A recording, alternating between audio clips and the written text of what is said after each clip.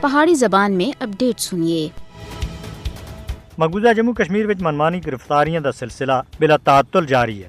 بھارتی فوجیاں سن ضلع گاندربل وچ بڑے پیمانے دے اتے آپریشن دے دوران 40 دے زیادہ کشمیریوں کو گرفتار کر کے دا ہے۔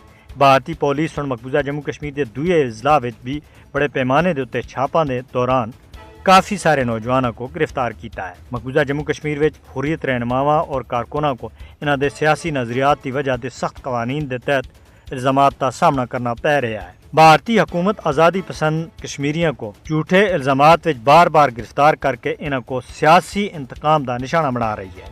کشمیریوں دی نظر بندیاں کو لمحہ کرنے دے واسطے بار بار سخت قوانین دا نفاذ سیاسی انتقام دی ایک سنگین شکل ہے۔ ماہرین دے مطابق نام نہاد تلاشی کاروائیاں وچ بادہ اور تازہ گرفتاریاں وچ مقبوضہ جموں کشمیر وچ نو تشکیل کیتی گئی انتظامیہ دی توجہ ہٹانے دی بی جے پی دی زیر قیادت بھارتی حکومت دی حکمت عملی دا باقاعدہ طور دے اتے حصہ ہے۔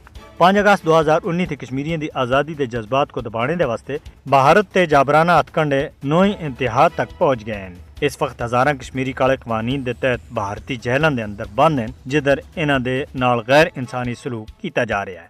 بھارت دی انتقامی پالیسیاں کشمیریوں کو بھارتی جبری قبضے دے خلاف مزاحمت کرنے تھی کسی بھی صورت وچ روک نہیں سکتے۔ مقبوضہ جموں کشمیر وچ قیدیاں دے حقوق کے متعلق جنیوا کنونشن دی اس سراسر خلاف ورزیاں دے واسطے بھارت کو پوچھا جانا چاہیے۔ بین الاقوامی برادری کو مقبوضہ جموں کشمیر وچ ہونے والے غیر قانونی اقدامات اور گرفتاریاں دا نوٹس کرنا چاہیے۔